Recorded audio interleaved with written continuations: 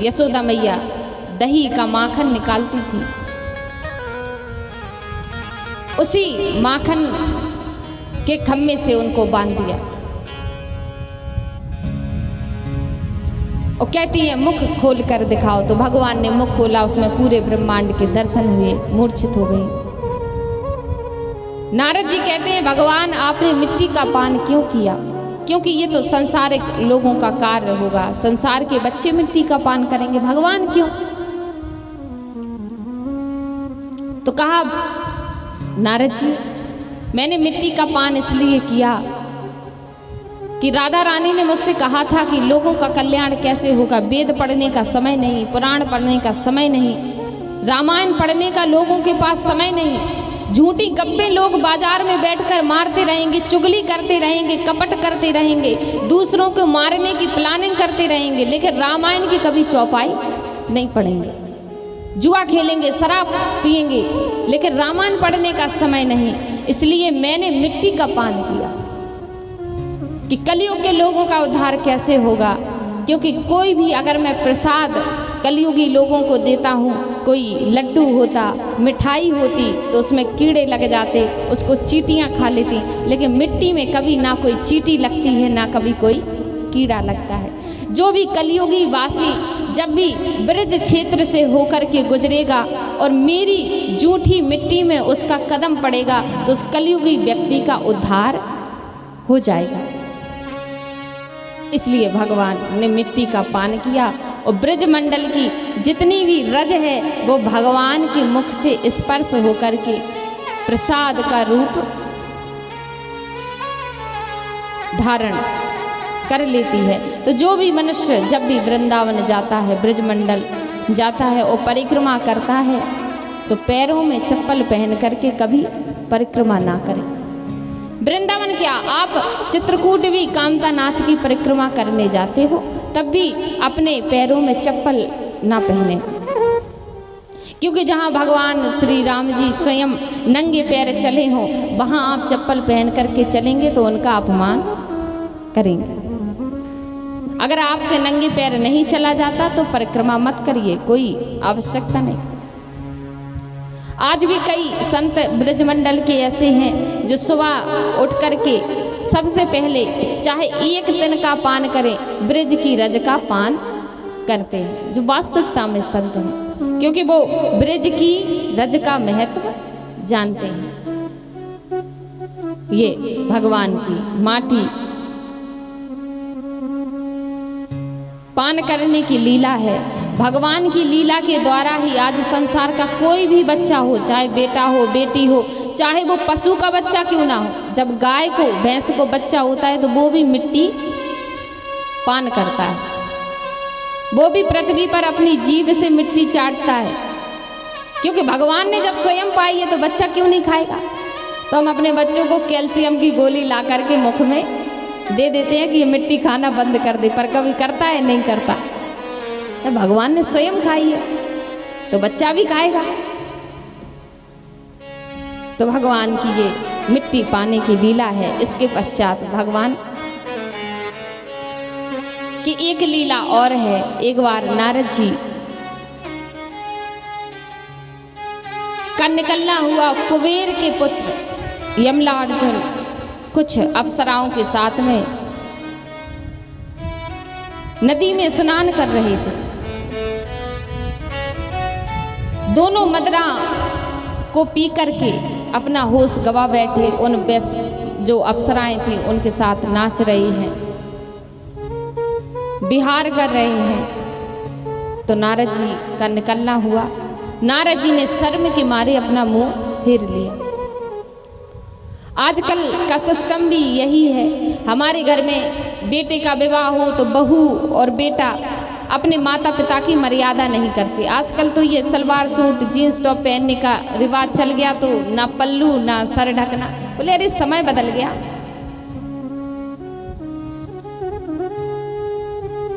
तो वो ही बेशर्मी दोनों दिखाएं। नारद जी को शर्म आ गई, अपना मुंह फेर लिया। नारद जी ने कहा बेटा क्या कर रहे हो, कम से कम ये तो देखो कि संत का निकलना है। दोनों नहीं माने, बोले अरे होगे कोई संत, तुम्हारी वजह से मैं अपना आनंद खराब करना नहीं चाहता, तुम अपना रास्ता देखो, सीधे जाओ ना, यहाँ देखने की जरूरत क्या है अगर तुम संत हो। तो नारद जी ने कहा बेटा ये खुला स्थान है, नदी में तुम ऐसा कार्य करते हो ये शोभा नहीं देता, वो भी यमुना जी में जो भगवान की साक्षात पत्नी है उनमें जाकर के तुम ऐसा कार्य करते हो ये शोभना नहीं दे रहा। और तुम कुबेर के पुत्र, भगवान शंकर के भक्त हैं तुम्हारे पिता कुबेर, तुम उनकी संतानें होकर के ऐसा कार्य करते हो। बहुत समझाया नहीं माने, अब नारद जी को क्रोध आया। नारद जी बोले कि तुम दोनों इतने दुष्ट हो, मेरे इतना समझाने के बाद भी खम्मी की तरह अटल खड़े रह जाओ, मैं श्राप देता हूं तुम वृक्ष बन जाओ। तो दोनों भाई वृक्ष बन गए यमला अर्जुन। तो भगवान जब माखन चोरी की लीला करते थे तो एक दिन यशोदा मैया ने भगवान को माखन चोरी के इल्जाम में उसी यमला अर्जुन के वृक्षों से बांध दिया, दोनों जुड़वा बांध दिया।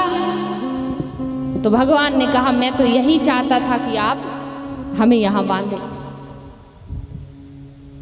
तो भगवान ने अपनी शक्ति के द्वारा रस्सी को खींच खींच करके दोनों यमला अर्जुन को उस वृक्ष की योनि से मुक्त कराया।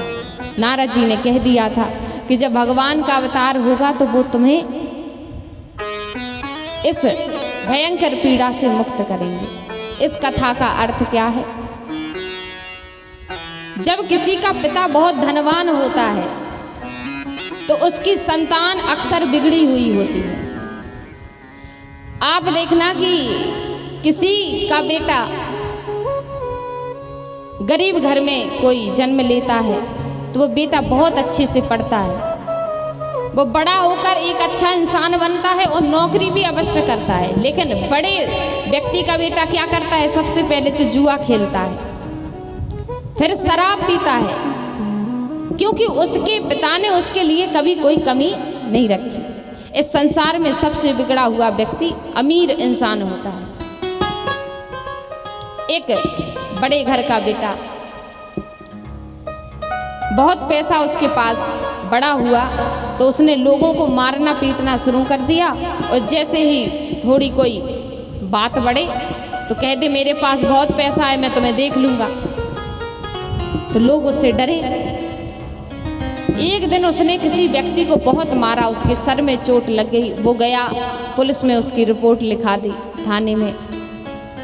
घर में पुलिस आई, पिता से कहा कि तुम्हारे बच्चे को हम पकड़ने आए हैं। बोले क्यों? उसने एक व्यक्ति को बड़ी जोर से मारा, उसको थाने में बंद करना पड़ेगा। पिताजी बोले मेरा तो पूरा जीवन कमाते कमाते निकल गया, सर के बाल झड़ गए, आज तक पुलिस मेरे दरवाजे पर नहीं आई, और ये ऐसा पूत मुझे उत्पन्न हुआ कि इसकी वजह से आज मेरी पुलिस मेरे दरवाजे पर आ गई। इससे अच्छा तो ये होता नहीं। अब पिताजी ने कहा पुलिस वाले से, साहब एक काम करिए, मैं आपको 5,000 रुपए दूंगा बच्चे के लिए। अब पुलिस वाला बोला बस ठीक है महाराज, 5,000 में तो मैं उसको छोड़ दूंगा। 5,000 रुपए आप मुझे दोगे, पर ये बात किसी से कहना नहीं। 5,000 आप मुझे दे दो, 2-4 हज़ार उस पीड़ित को दे देना जिसको चोट लगी है, उसका इलाज करा देना, बात समाप्त हो जाएगी। अब पिता बोला 5,000 मैं तुम्हें इसलिए नहीं दूंगा कि तुम उसको छोड़ देना, 5,000 मैं तुम्हें इसलिए दूंगा कि तुम मेरे बेटे को इतना मारना कि एक हड्डी भी सही ना बचे। बोले अगर आज मैंने 5,000 तुम्हें दे दिए, तुमने मेरे बेटे को छोड़ दिया, तो अगली बार फिर वो कहेगा 10,000 दे दो, इससे दुगना मारूंगा। तो बड़े घर के बेटे क्यों बिगड़ते हैं? क्योंकि उनके पिता उनका सहयोग देते हैं, साथ देते हैं, तन से भी और धन से भी। बेटे ने कोई गलती कर दी, अरे ठीक है शरीर से नहीं तो धन से देख लेंगे। तो कुबेर के बेटे क्यों बिगड़ गए? क्योंकि धन भी है और पिता का साथ भी। तो आपके पास धन है तो धन इसलिए नहीं कि आप गरीबों को परेशान करें, अधर्म का साथ दें। आप कितने भी बड़े धनी व्यक्ति क्यों ना हो, कितना धन होगा आपके पास, आप अपने मोहल्ले में सबसे बड़े होंगे, आप अपने शहर में सबसे बड़े आदमी होंगे। आपसे भी बड़ा आदमी यहाँ से चलकर झांसी में बैठा है, झांसी से चलकर ग्वालियर में और बड़ा बैठा है, ग्वालियर से चलकर दिल्ली में और बड़ा बैठा है, दिल्ली से चलकर अंबानी और बड़ा बैठा है, और अंबानी से चलकर विदेशों में और भी ज़्यादा बड़े बड़े बैठे हैं। अगर आप सोचते हो कि मैं बहुत पैसे वाला हूँ तो ये गलत फहमी है। कितना भी कमा लो सबसे ज़्यादा धनवान नहीं हो सकते। समय का चक्र बदलता रहता है। तो कुबेर की संतानें पिता की संपत्ति के कारण बिगड़ गईं। तो धनी जो व्यक्ति होते हैं उनके बच्चे अक्सर बिगड़े हुए, गरीब लोगों के बच्चे कलेक्टर बनते हैं, जज बनते हैं, डॉक्टर बनते हैं। बहुत ही कम 2-4% जिनके संस्कार अच्छे होते हैं उन्हीं व्यक्तियों के बच्चे का चरित्र बनता है और चित्र भी बनता है। तो ये कुबेर की लीला है। भगवान माखन चोरी की लीला करते हैं, किस लिए? क्योंकि सभी लोग ब्रजमंडल के माखन बेचा करते थे। भगवान ने कहा ये पैसे के लोभ बस माखन बेचती हैं, अपनी पतियों को नहीं खिलाती। जब शरीर में ताकत नहीं रहेगी तो जीवन में कार्य कैसे करेंगे? शरीर में ताकत होनी चाहिए, बल होना चाहिए। तो भगवान माखन चोरी की लीला करते हैं, सब ग्वाल वालों को खिलाते पिलाते हैं कि शरीर अच्छा रहे। इसलिए भगवान की लीलाएं सबसे अलग हैं, हटकर हैं। सखी कहती है गोपी कि भगवान जो भी करते हैं वो कृपा ही अलग है। तो कहा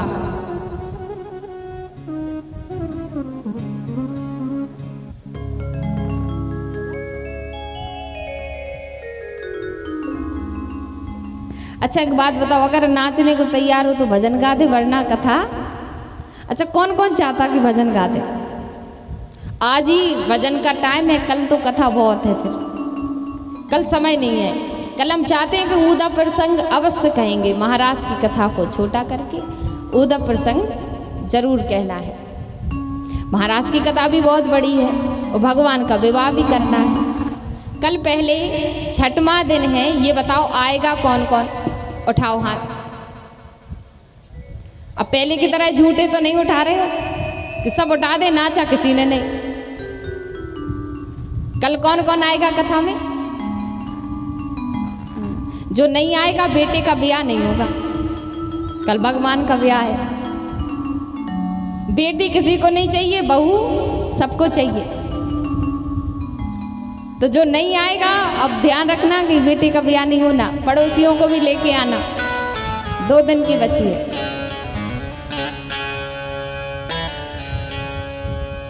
तो कहा ओ सखी मोरी पन घट कैसे जाऊं री मोह छेड़ छलिया।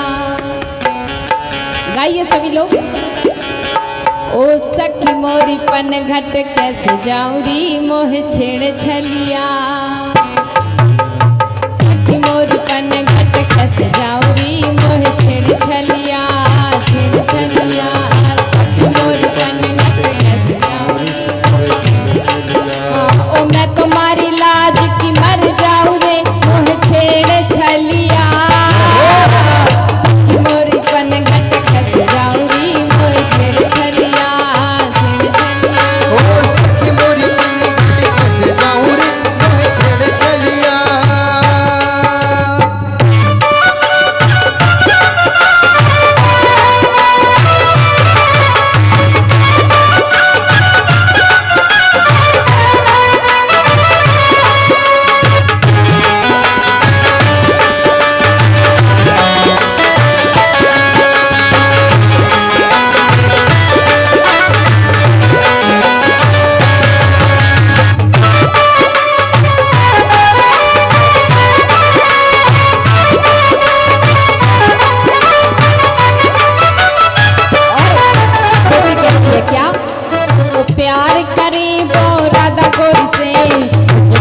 छेड़े बस चोरी चोरी से, मुझको तो छेड़े बस चोरी चोरी से, प्यार करे वो राधा गोरी से, मुझको तो छेड़े बस चोरी चोरी से, प्यार करे वो राधा गोरी से, मुझको तो छेड़े बस चोरी चोरी से। ओ हरी मोरी मैया मैं घबराऊं रे मोह छेड़े छलिया, सखी मोरी पन घट के जाऊरी मोह छेड़े छलिया, सखी मोरी पानी घट के गौरी मोहे छेड़े छलिया।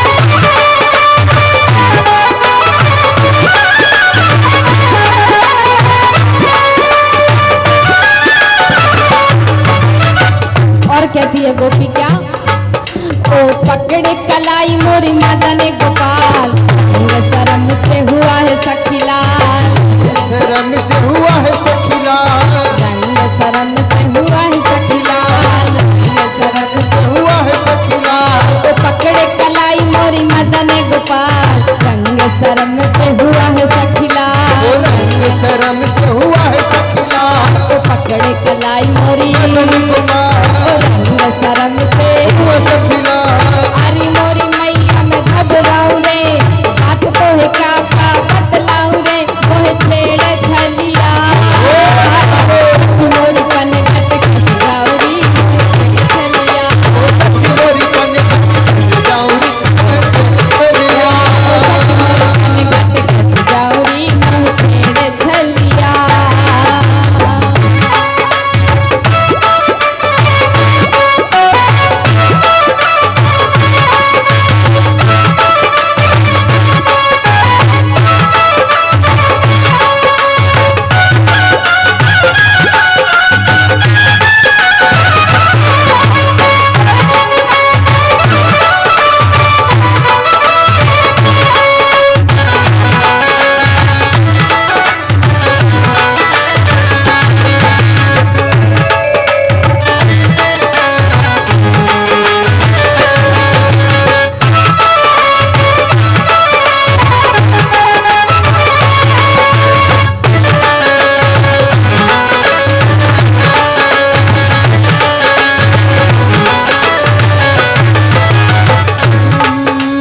सखी मोरी पन घट कैसे जाऊरी